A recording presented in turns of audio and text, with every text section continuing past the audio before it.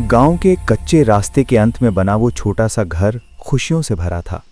शर्मिला के पिता एक सरकारी क्लर्क थे और माँ, जो अक्सर बीमार रहती थीं, घर की 2 गायों की देखभाल करती थीं।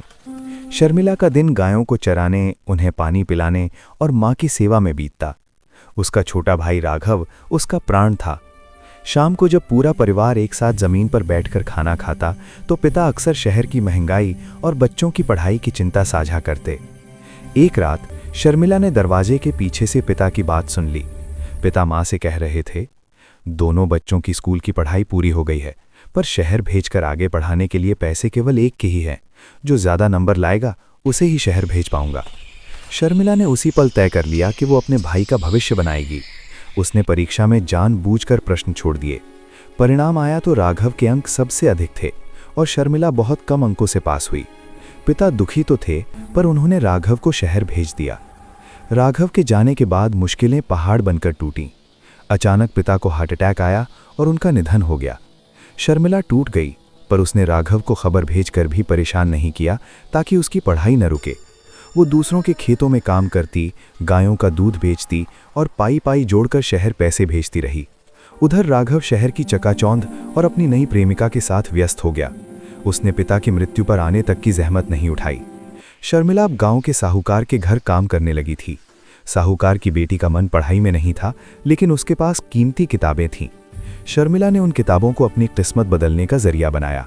वो दिन भर घर का काम करती और रात को चिमनी की रोशनी में तब तक पढ़ती जब तक कि सूरज न निकल जाए।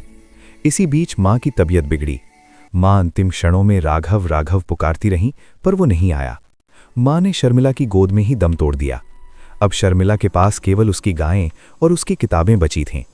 सालों की तपस्या रंग लाई और शर्मिला ने आईपीएस की परीक्षा पास कर ली। उसकी पहली पोस्टिंग उसी शहर में डीएसपी के रूप में हुई, जहां राघव अब एक थानेदार बन चुका था। राघव अपनी जड़ों को पूरी तरह भूल चुका था। एक दिन एक रसूखदार व्यापारी ने राघव को फंसाने के लिए उस पर रिश्वत का झूठा आरोप लगा दिया। राघव को सुनवाई के लिए जिले की नई लेडी सिंघम डीएसपी के सामने पेश होना था। राघव पसीने से तरबतर डीएसपी दफ्तर के बाहर खड़ा था। अर्दली ने कड़क आवाज में कहा, थानेदार राघव, अंदर आइए। राघव जैसे ही अंदर दाखिल हुआ, उसने देखा कि अधिकारी की कुर्सी दूसरी तरफ घूमी हुई थी। मेज पर रखी नेम प्लेट पर लिखा था, शर्मिला, आईपीएस, डीएसपी। राघव का दिल जोर से धड़का। क्या ये मेरी बहन है? नहीं, वो तो अनपढ़ रह गई होगी। उसने कांपती आवाज में कहा, जय हिंद मैम, थानेदार राघव हाजिर है। तभी वो कुर्सी धीरे से बहुमी। सामने वर्दी में चमकती हुई शर्मिला थी। उसकी आंखों में एक अजीब सा ठहराव और शक्ति थी। राघव के हाथ पैर जम से गए। शर्मिला, तुम यहाँ? वो मेज के पास जाकर शर्म से नजरें झुकाए खड़ा था। अंदर ही अंदर बहुत से सवाल उसके दिमाग में गूंज रहे थे। तभी शर्मिला ने अपनी फाइल से नजरें उठाईं और ठंडी आवाज में कहा, आइए थानेदार साहब, शायद आप सदमे में हैं। उसने एक पेन घुमाते हुए कहा, थानेदार राघव, आप पर 5 लाख की घूस का आरोप है। शहर की हवा लगते ही आप इतने गिर गए कि अपनी वर्दी की गरिमा भूल गए। राघव की आंखों में आंसू थे। राघव ने अपनी बेगुनाही के सबूत शर्मिला को दिए।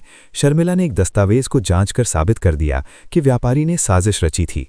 उसने फाइल बंद की और कहा, जांच पूरी हुई, तुम निर्दोष हो। लेकिन याद रखना राघव, कानून तुम्हें निर्दोष कह सकता है, लेकिन जिन माता पिता को तुमने जीते जी मार दिया, उनकी आत्मा तुम्हें कभी माफ नहीं करेगी। फाइल बंद हो चुकी है, तुम जा सकते हो। शाम को राघव बदहवास होकर शर्मिला के सरकारी आवास पर पहुंचा। शर्मिला वहां अपनी उन्हीं पुरानी गायों के साथ खड़ी थी जिन्हें वो गांव से अपने साथ शहर ले आई थी।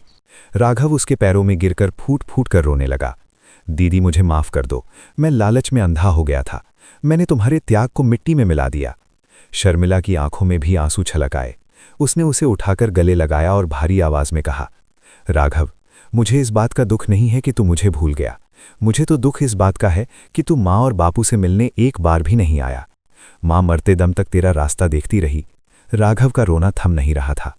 शर्मिला ने उसे माफ तो कर दिया, लेकिन उस दिन राघव को समझ आया कि दुनिया की सबसे बड़ी पदवी खाकी वर्दी नहीं, बल्कि वो त्याग था जो उसकी बहन ने उसके लिए किया था।